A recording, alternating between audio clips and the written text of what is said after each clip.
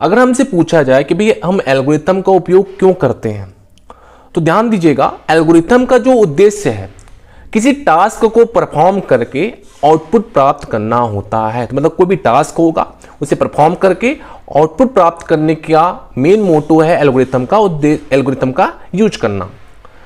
इसमें क्या है, प्रॉब्लम्स के अनुसार कई सारे निश्चित स्टेप्स होते हैं, लिमिटेड स्टेप्स होते हैं, सर्टेन स्टेप्स होते हैं। जब तक ये सारे स्टेप्स एक सीक्वेंस में कंप्लीट नहीं हो जाते हैं तब तक हमें आउटपुट नहीं मिलता है। तो इस प्रोसेस के बीच कुछ कंडीशन भी आ सकते हैं और उसके अनुसार स्टेप्स चेंज भी हो सकते हैं, लेकिन ये सभी स्टेप्स पहले से तय होते हैं। इसका फाइनल जो मतलब निकला आपका, कहने का मतलब ये है दोस्तों कि जो एल्गोरिथम है हमें किसी काम को कैसे करना है इसकी जानकारी कौन देगा। बहुत ध्यान सुनेगा, एल्गोरिथम हमें किसी काम को कैसे करना है इसकी जानकारी कौन देने वाला है, एल्गोरिथम ही देने वाला है।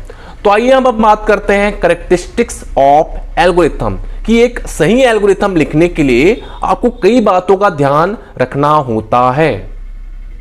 हाँ जी दोस्तों, अब हम बात करने वाले हैं एल्गोरिथम की विशेषताओं की। पहली है फिनिटनेस, मतलब निश्चितता। आपके एल्गोरिथम में हमेशा एक सर्टेन स्टेप होनी चाहिए और एक लिमिटेड स्टेप्स के बाद एल्गोरिथम जो है समाप्त हो जाने चाहिए। मतलब सर्टेन स्टेप्स की बात हो रही है दोस्तों, सर्टेन स्टेप्स, और शुरुआत के बाद वो एंड भी होना चाहिए। नेक्स्ट है आपका इनपुट्स। तो प्रॉब्लम के सॉल्यूशन के लिए हमें कुछ ना कुछ चीजों की आवश्यकता होती है जिसे हम इनपुट्स कहते हैं, और एल्गोरिथम में 0 या उससे अधिक इनपुट्स हो सकते हैं, 0 या उनसे अधिक इनपुट्स हो सकते हैं। ठीक है, तो प्रॉब्लम के सॉल्यूशन के लिए हमें कुछ ना कुछ चीजों की आवश्यकता है, तो कौन देगा, आपका इनपुट ही देगा। नेक्स्ट स्टेप है उसका आउटपुट।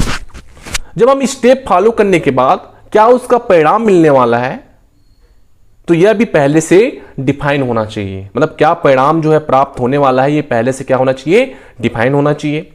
नेक्स्ट है आपका अनएम्बिगियस। अनएम्बिगियस कहने का मतलब है स्पष्ट। प्रोसेस जो है पूरी तरह से स्पष्ट होना चाहिए। मतलब ऐसा एल्गोरिथम आप बनाइए जिससे किसी प्रकार का कंफ्यूजन जो है क्रिएट ना हो, और इससे क्या होगा, हमारा समय और जो अन्य रिसोर्सेस हैं वो भी ज्यादा बर्बाद नहीं होगा, लॉस नहीं होगा। और जो लास्ट इसकी विशेषताएं हैं जिसे हम कहते हैं फिजिबल, कि क्या हम जो टास्क परफॉर्म करने जा रहे हैं वह संभव है, क्या हमारे पास जो उपलब्ध डेटा या रिसोर्सेस से उस काम को किया जा सकता है। अगर हां तो हम एल्गोरिथम बना सकते हैं, वो होता है आपका फिजिबल।